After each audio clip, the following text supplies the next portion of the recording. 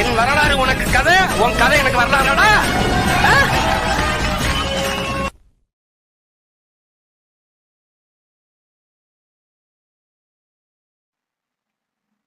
ஒண்ணு, ரெண்டு, மூணு.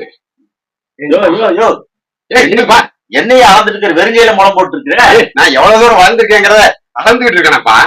அப்படி அளக்கூடாது. ஏதாவது கயிறோ நூலகில வச்சு அளந்து பாரியா இல்ல டேப்பி வச்சு அளந்து பாரு. வெறுங்கையில அளக்குறாங்க கிண்டல் பண்றியா?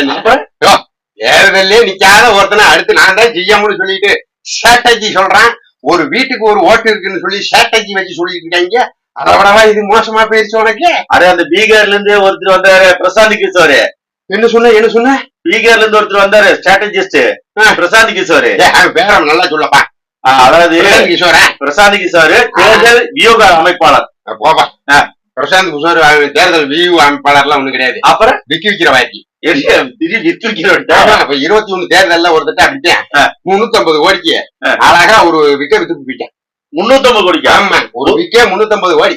இப்ப அடுத்து தனாவாக்கா கூப்பிட்டு வந்திருக்காங்க. அவங்களுக்கு என்ன விக்க வைக்க போறான்னு பாக்குறியா? என்ன டிசைன்ல விக்கி ரெடி பண்ணிட்டு வருவான்னு தெரியலையா? 400 கோடியே தெரியல. விக்கு பாத்தியாமே அந்த வியூக அமைப்பாளர். சரி, விக்கு பாட்டியை வச்சுக்கோ. அந்த விக்கு பாட்டி என்ன நினைக்கிறாரு, தமிழ்நாடு முழுவதும் வீட்டுக்கு ஒரு ஓட்டு விஜய்க்கு இருக்குதாமா. இப்ப நான் எப்படி வெறுங்கையில முகம் போட்டானோ அது மாதிரி அவங்க அடுத்த சிஎம்னு வெறுங்கையில முகம் போட்டுக்கிட்டு ஆழ்ந்துட்டு இருக்காங்க. அது எப்படி 15 இருந்து 20 விழுக்காடு வரைக்கும் இருக்காங்களாமா. அப்பா அப்படின்னு அந்த வியூக அமைப்பாளர் சாரி விக்கு வைக்கிற சொல்லிக்கிறானா. சரி, 20 விழுக்காடு இருந்துல்ல. சரி, போன மாசம் இப்ப 10 நாளைக்கு முன்னாடி ஈரோடு இடைத்தேர்தல் நடந்தது. ஈரோடு இடைத்தேர்தல் போட்டிட்டு தெரிஞ்சுக்கலாம 15 விழுக்காடா 20 விழுக்காடுன்னு தெரிஞ்சுக்குமா இல்லையா? இப்படி ஏதாய்யா வெறுங்கையிலேயே முளம் போட்டு திரியுறாங்க. என்ன மாதிரி இது வேற பரவாயில்ல. இதுல வேற இந்த லயோலா மணிநூத்துல வந்திருக்கானே, பெரிய தற்கூரிய பயிராச்சானே. அது முக்கால்வாசி இருக்கிறது தற்கூரி பயிர்தான். ஏதாவது சொல்லிருக்கானே. ஆமா, என்ன சொல்லிருக்காங்க, இந்த மாதிரி பத்திரிகை யூடியூப்ல ஒரு பேட்டி எடுத்திருக்காங்க. சரி, அதுல போய் என்னன்னா எங்க தலைவர் என்ன நல்லா செய்ய போறாரு தெரியுமா? பாத்துக்க, எங்க தலைவர் அப்பவே பாடிட்டாரு. பாட்டியா? இங்கிலீஷ் பீச்சு வேண்டாண்டி, ஹிந்தி திருப்பி வேண்டாண்டி, கரகாட்டம் ஆடிக்கிட்ட தமிழ் வாயேண்டி அப்படின்னு தத்துவ பாட்டு பாடிக்கிறாராமா. ஹிந்தி திருப்பி வந்திருக்கு பாத்தியா? அப்பவே ஹிந்தி திருப்பி எடுத்திருக்கிறாரு. ஹிந்தி திருப்பி எடுத்து தமிழ்ல பாடியிருக்காரு. அவனுக்கு மூளை இருக்கு. அதே தற்கூரி பையன் சொல்றேன். சொல்லு. இப்ப பாரு, அதே விஜய் படத்துல இன்னொரு பாட்டு போட்டிருக்காருல்ல, என்னன்னு, டாடி மம்மி வீட்டில் இல்ல, தரபோட யாரும் இல்ல, விளையாடுவோமா உள்ள இப்படியும் பாடிருக்காங்க. அது என்ன அப்படி இல்ல, அது வந்து வேற பாட்டு. இந்த பாட்டுக்கு நீ எப்படி பதில் சொல்லணுமாப்பா? அடுத்தது சொல்லு. எல்லாத்துக்கும் தீப்பந்தம் எடுத்து தீண்டாமை கொளுத்து, அதுதான் என் கருத்து. தீண்டாமைக்கு எதிராக பாடிக்கிறாரியா? எப்படி கருத்து பாட்டு? அப்படிங்க அப்பா. சரி, இப்ப அந்த தீண்டாமை எதிர்த்து அப்படி ஒரு குரல் கொடுத்துட்டாருங்க. ஆமா, அவ்வளவு நல்ல மனுஷனா அவரு. ஆமா, தீண்டாமை ஒழிக்கிறாரு. அதுக்கு இன்னொரு பாட்டு போட்டிருக்காரு அவரு. இறக்கி வச்சிருக்கேன், அவன் இறக்கி வச்சிருக்கேன், வறுத்த கோழி மிளகு போட்டு வறுத்து வச்சிருக்கேன், கோழி ருசியா இருந்தா கோழிய வெட்டு, கொமரி ருசியா இருந்தா கொமரிய வெட்டு. என்னய்யா வெட்டு குத்துன்னு ஏற்கனவே ரோட தமிழ்நாடு முழுவதும் எங்க பார்த்தாலும் வெட்டு குத்து கொலைந்து இருக்குது. நீ வேற வெட்டு வெட்டுன்னு பாட்டு வேற போட்டிருக்க. இப்படி எல்லாம் கருத்து, இது கருத்துல பாட்டு. கோழிய வறுத்து வச்சுக்கிட்டு கூட கொமரியும் வச்சுக்கிட்டு எதை வேணாலும் வெட்டுங்கிறேன். கோழி வெட்டினா கண்டிப்பா கொமரையும் வெட்டிடுவேன். இது எங்கடா இது ஒரு தத்துவமாடா? அடுத்த பாட்டு, சேரி இல்ல ஊருக்குள்ள பிறக்க வேணும் பேரக்குள்ளையும் படிக்கிற, ஊரு சேரி ஒன்னா இல்ல வெவ்வேறையா இருக்குன்னு படிக்கிறாரு இல்ல. அது எல்லாத்தையும் ஒன்னா இணைக்க போறாரு. ஒன்னா இணைக்க போறாரு. இணைச்சதுக்கு அப்புறம் என்ன ஆகும் தெரியுமா? கட்டி பூடிடா கண்ணால கண்டபடி கட்டி பூடிடா, கட்டி பூடிடா கண்ணால கண்டபடி கட்டி பூடிடா, எந்த இடத்தில் சுகமிக அதிகம் அந்த இடத்தை கண்டுபிடிப்பேன், கண்டுபிடித்து அதில் நண்டு பிடிப்பேன். அருமையான தத்துவ பாட்டியா உங்க தலைவர் எப்படி அருமையா தத்துவ பாட்டு பாடிக்கிறாரு. எந்த இடத்துல சுகம் மிக அதிகமா இருக்குது அந்த இடத்துல போய் கண்டுபிடிச்சு நண்டு பிடிப்பாராம. ஊரு செடியில ஒன்னாயிருப்பல ஒன்னாயிரு. ஆனா அதையும் ஒட்டுமொத்தமா எங்கிட்ட ஒருத்தர் கார வாத்து விட்டான்னு என்ன பண்றது? அதுக்கு தகுந்த மாதிரி ஒரு பாட்டு பாடிட்டாங்க. அப்படியா? அது என்ன பாட்டு? தங்க நேரத்துக்கு தமிழ்நாட்டை எழுதி தரட்டுமா? இது தமிழ்நாட்டு எழுதி கொடுக்கறதா? ஆமா, தங்க நேரத்துல ஏதாவது ஒண்ணு வந்து பொம்பளை பிள்ளைங்க வந்து வச்சுக்க படக்கு கையெழுத்து போட்டு எழுதி கொடுத்துட்டு அயன்பாட்டுக்கு எங்க வெளிநாட்டுக்கு போயிட்டான்னா நம்மளாம் தட்டை தூக்கிட்டு சீனா பிச்சை எடுத்துட்டு தெரியுதாடா. ஏற்கனவே தமிழ்நாட்டு ஆண்ட 2 கட்சிக்காரங்க 8 லட்சம் கோடிக்கு மேல கடன் வாங்கி விட்டு விட்டாங்க. கடன்கார பையெல்லாம் மாத்தி விட்டு கடன் கட்டிட்டு தெரியிருக்கா. எந்த வரி எதுல ஏத்துறாங்க எல்லா வரியும் ஏத்தி வச்சுக்கிறாங்க. ஏற்கனவே கடன்கார நாடா இருக்கு. இந்த நாட்டை வேற விக்கிறதுக்கு வேற ஏற்பாடு பண்ணிட்டாங்களோ. ஒரு தலைவர் சொந்த நேரத்துக்கு தமிழ்நாட்டாக்கு எழுதி தரணுமான்னு வாடி இருக்கிறான். அவனுக்கு பின்னாடி இந்த தற்கொலையை அவனை முட்டு கொடுத்துக்கிட்டு ஆயிடுயா. ஆமா, இப்ப இந்த கத்தூரி பயல் உனக்கப்பதான் ஞாபகம் வருது. சரி, இப்ப வீட்டுக்கு ஒரு ஓட்டு இருக்குன்னு சொன்னாங்கல்ல, எதனா அடிப்படையில போய் எடுத்தாங்க வீட்டுக்கு? ஒரு வீட்டுல மேல ஓடு இருக்கு இல்ல, அதை சொல்லிட்டான். இப்ப அந்த ஓடுகளும் இல்ல, காங்கிரீட் வீடு ஆயிடுச்சு. ஆட்சி போட்டா சீட் போட்டிருக்கேன். ஆமா, அப்புறம் போய் ஓட்டு என்னத்தான் என்னன்னு இது வரல. நான் தேர்தல ஒரு இடைத்தேர்தலையும் நிக்கல, ஒரு பொது தேர்தலையும் சந்திக்கல. 26 தான் வந்து குதிக்க போறாங்க. வெறுங்கையில முளம் போட்டு இல்ல, அந்த கதையாத்துல அந்த முளம் போட்டே இருக்க வேண்டியதுதான். எப்படி இவ்வளவு தூரம் அந்த பிரசாந்த் கிஷோர் கணிச்சான்னு தெரியல. பிரசாந்த் கிஷோர் தெரியுமா, ஒரு அறைக்குள் உட்கார்ந்துட்டு அப்படியே கம்ப்யூட்டர் பார்த்துட்டு கணக்கு போட வேண்டியது, அங்கங்க பேட்டி எடுக்க வேண்டியது. இப்ப ஒரு சின்ன உதாரணம் சொல்றேன் கேளு. இப்ப நீ பள்ளிக்கூடத்துல போய் படிக்கிற, 5 சப்ஜெக்ட் வச்சிருப்பாங்க, 5 ஆசிரியர்கள் வச்சிருப்பாங்க. அந்த பள்ளிக்கூடத்துல சொல்லி கொடுத்து நீ படிக்கிற. அதுலயே ஒரு சில மாணவர்கள் ஃபெயிலா போயிடுறாங்க. ஒரு சில வந்து 90% பாஸ் ஆயிடுறாங்க வச்சுக்கா. இப்ப இந்த டுட்டோரியல் போய் படிக்கிறது ஒண்ணுக்கு தெரியுமா? ஆமா, ஃபெயிலா போனவங்க 3 மாசத்துல படிச்சு உடனே திரும்ப அந்த பரீட்சை எழுதி பாஸ் பண்ணிடலாம். அந்த டுட்டோரியல் போய் எழுதுற கணக்கு தான் இது. டுடோரியல் வாத்தியாராங்க. டுட்டோரியல் படிச்சு போய் எழுதுறதுமே இந்த காலத்திலேயே நிக்கிறோம்ல. எத்தனை போராட்டம் இப்ப தமிழ்நாட்டுல போராட்டம் இல்ல நாளே இல்ல. எல்லா வகையிலும் போராட்டம், நிலத்துக்கு போராட்டம், நீருக்கு போராட்டம், மின்சாரத்துக்கு போராட்டம், மதுக்கடை போராட்டம், எல்லா விதமான போராட்டம் இருக்கு. எந்த போராட்டத்தையும் நம்ம கலந்துக்க மாட்டோம்.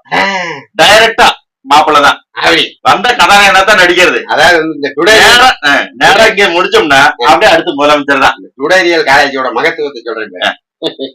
பள்ளிக்கூடம் போக வேண்டாம், நேரத்துக்கு எதிர்த்து ஓடிட்டு அதையும் பண்ணிட்டு தேவையே இல்லை. போயிட்டு உட்காந்துட்டு ரூம்ல உட்காந்துட்டு அதுல இப்ப எல்லாம் இது லேப்டாப்ல கூட சொல்லி கொடுத்துறாங்க. ஆமா, வீட்டை விட்டு வெளியவே வர வேண்டாம். எப்பா இப்பதாயா புரியுது, டுடோரியல் காலேஜ்னா இது இப்படிச்சே நடக்கும் போடுறது. அது ஜன்னல் வழியாவே பாத்துக்கிட்டு கட்சி நடத்திட்டு இருக்காரா விஜய். ஆனா ஒரு பில்லா அந்த பங்களா விட்டு வெளியே வர மாட்டாப்ல. அடுத்து முதலமைச்சர் அவர்தான். எப்படி கனெக்ட் பண்றாங்க? ஒரு மக்களுடைய பிரச்சனைகளுக்கு எந்த இதுக்கும் வந்து நிக்க மாட்டாங்க, வரமாட்டாங்க. ஆமா, என்ன தெரியுமா சொல்லுவாங்க, கேட்டா இவர் வந்தாருன்னா ஓட்ட எல்லாரும் வந்துருவாங்களாமா. இவங்களா பில்டப் பண்றாங்க. அது எதுக்கு வந்திருப்பாங்க? எதுக்கு வருவாங்க? ஒரு சினிமா நடிகர், உச்சபட்ச நடிகராமா. ஆனா அவர் எப்படிதான் இருக்கிறாரு, நம்மளை மாதிரி கருப்பா இருக்கிறாரா, சேவாக்குறாரா, அவரு 2 கையில 2 கால வராரா, அவருக்கு 4 கை இருக்கா, இல்ல ஏன் மண்ட மாதிரி இருக்கா, இல்ல விக்கிக்கு வச்சிருக்காரா, அதெல்லாம் செக் பண்ணாங்க. ஆர்டர் போட்டு இருக்காங்களா, அது விக்கி வந்து அடுத்து இல்ல. இப்ப இந்த மாதிரி பாக்க வந்திருப்பாங்க. ஒரு சின்ன உதாரணம் சொல்றேன் கேள. சரி, இப்ப இவர் வந்து கிட்டத்தட்ட 68-70 படம் பக்கம் நடிச்சிருக்கிறாரு. சரியா, இவருக்கு வீட்டுல ஒரு ஓட்டு எல்லா வீட்லயும் தமிழ்நாடு முழுவதும் இருக்குன்னு சொன்னாங்கல்ல. இப்ப தமிழ்நாடு தாண்டி இவரோட ஓடுது, ஆந்திரா கேரளாவில எல்லாம் ஓடுது, எல்லா பக்கம் ஓடுது. ஏன் எல்லா படம் 100 நாள் ஓடி இப்ப ஹிட் ஆகிறது இல்ல? எல்லா படம் ஏன் வசூல் சாதனை பண்றது இல்ல? ஒரு படமே உன்னால 100 நாள் ஓட்ட முடிய மாட்டேங்குது, ஒரு படமே சக்சஸ் ஆக மாட்டேங்குது, ஃபெயிலியா போயிருது. அந்த படம், அதாவது உங்க ரசிகர் போய் பார்க்க போறாங்க, ரசிகர் தானே போகணும், எல்லா ரசிகரும் போவாங்க, பொதுமக்களும் போவாங்க, நானும் போயிருக்கிறேன். பொதுமக்கள் நான் ஒரு படத்தை ஒரு சினிமா ரசிகனை போய் ரசிப்பேன். அரசியல் வேற சினிமா வேற. அப்படியா? நான் இப்பவும் சொல்றேன், ரஜினி வந்தாலும் அந்த நடிக்கிற படத்தை போய் ரசிக்கிறேன், விஜயகாந்த் நடிச்சோடு போய் பாக்குறேன், அஜித் நடிச்சா பாக்குறேன், அதே போல விஜய் நடிச்சா போய் பாப்பேன். நான் ரசிகனா பாப்பேன், ஆனா அரசியல் வந்தா அப்படி பார்க்க மாட்டேன். இப்ப இவனு சொல்றபடி விஜய்க்கு எல்லா பக்கத்துல இருக்கான்னு நினைச்சதா எல்லா படமும் சக்சஸ் ஆயிருக்குன்னு. எல்லா படமும் 100 நாள். இப்ப கடைசியா ஒரு படம் முடிச்ச வாரிசுன்னு, அந்த படம் எல்லாம் நாக்கு தள்ளிட்டு போச்சே இல்லையா? இப்ப இவங்க அத்தனை பேரும் போய் பாத்துருந்தா அந்த படம் ஹிட் ஆயிருக்குமே இல்லையா? ஆனா பாத்துக்க 200 கோடி ரூபாய் சம்பளத்தை விட்டுட்டு வந்துருக்காரு. அதிகபட்சமா 150 கோடிங்க 200 கோடி சொல்லிக்கிறாங்களா? 200 கோடி சம்பளத்தை விட்டுட்டு இங்க என்ன வந்து பிச்சை எடுக்க வந்திருப்பாரு? இன்னும் 2000 கோடி சம்பாதிக்கலாம்னு தானே வந்திருப்பாரு. அங்க 200 கோடி விட்டா இங்க 2000 கோடி வருமானம் வருவாங்க அப்படின்னு வந்திருப்பாரு. ஆனா நம்ம என்ன ஒண்ணு, இவர் வீட்டுக்குள்ளே இருந்து பாக்குற மாதிரி நாமளும் வீட்டுக்குள்ளேயே இருந்துட்டு ஓட்டு போட்ட வேண்டியது. அதுல இந்த கருப்பூர் பயிலுக்கு வந்து பேசுறாங்க, நாம் தமிழர் கட்சியில வந்து திரள் நிதி வாங்கி கட்சி நடத்துறாங்க. திரள் நிதி வாங்கி கட்சி, திரள் நிதினா முதல்ல என்னன்னு தெரியுமா? அந்த கருப்பூர் பயில சொல்லுங்க. அதாவது அந்த லயவனா மணி திரள் நிதி அப்படின்னா, திரள் நிதிங்கிறது என்னன்னா, மக்களுக்காக மக்கள் பணியாற்ற வந்து நம்ம எங்க விட்ட மக்கள் பணிகளுக்கு பணம் இல்ல, அதுக்காக மக்களாகவே பார்த்து கொடுக்கக்கூடிய பணம் தான் மக்கள் திரள் நிதி பணம். இதைய நாம வெளிப்படையா தான் கேட்கிறோம் மக்கள்கிட்ட, உங்களால முடிஞ்சா நிதி கொடுங்க, இல்லையே விடுங்க, அதை நாங்க சமாளிச்சுக்குவோம். மக்கள்கிட்ட போய் நம்ம கேட்கும் போது விருப்பம் இருக்கிறவங்க தான் கொடுப்பாங்க. ஆமா, விரும்பினா மட்டும்தான் கொடுன்னு நம்ம கேட்கறோம். விரும்புறேன் கொடுக்குறேன், இப்ப அவர் தமிழ் தேசிய அரசியல் சீமான் தலைமையில வேணும்னு நினைக்கிறவங்க சீமான் அண்ணனுக்கு திரள் நிதி கொடுக்குறாங்க. நீ கொடுத்துருக்கிறியா? எங்க ஒரு நோட்டு சொல்லிடப்பாரு. வேண்டாம் அதாவது வந்து ஆபாசமா பேச. இப்ப பாரு சினிமா தேட்டர்ல சினிமா ஓடுது விஜய் வரேன் எல்லா பயிலும் திப்பு போய் திரண்டு போய் கொடுக்குறான் பாரு காசு டிக்கெட்டு. அதுக்கு பேர் தான் திரள் நிதி. அது ஒரு நிமிஷம் அப்படியே அந்த திரள் நிதி வந்து ஒரு இலக்கு வச்சிருக்காங்க. தியேட்டருக்கு வந்து 100 ரூபாய் 120 ரூபாய் டிக்கெட் வச்சிருந்தாங்க வைங்களேன், அவ்வளவுதான் வாங்குறாங்களா? ஒரு டிக்கெட் 1500 2000 ரூபாய் வரைக்கும் வாங்குறாங்க ரசிகர் சொல்லிட்டு. பிளாக் டிக்கெட்டப்பா, வாங்குறேன் பிளாக் டிக்கெட் தான்.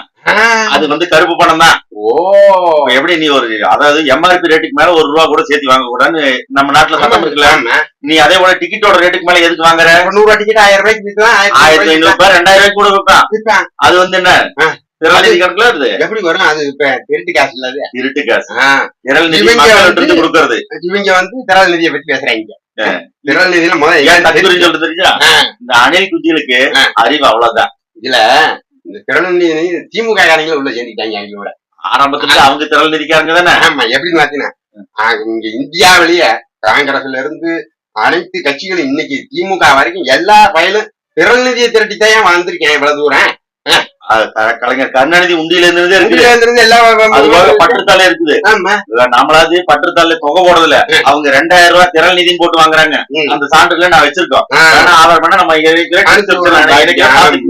அதனாலதான் சொல்றேன், இந்த மாதிரி தக்குடி பாலையெல்லாம் நம்பி என்னென்னத்தையோ பில்டப் பண்றாங்கன்னு நம்பி ஏமாந்து கூடாதீங்க. 26ல நல்ல மனுஷனுக்கு வாக்கு செலுத்தி நல்லபடியா ஒரு அரசியல இங்க தமிழ்நாட்டுல ஒரு தமிழ் தேசிய அரசியல கட்டமைப்பு பண்ணணுங்கிறது எல்லாரும் யோசிச்சு பாருங்க. அது நல்லது தமிழ்நாட்டுக்கு. மீண்டும் மற்றொரு சந்திக்கலாம். நன்றி, வணக்கம். வணக்கம்.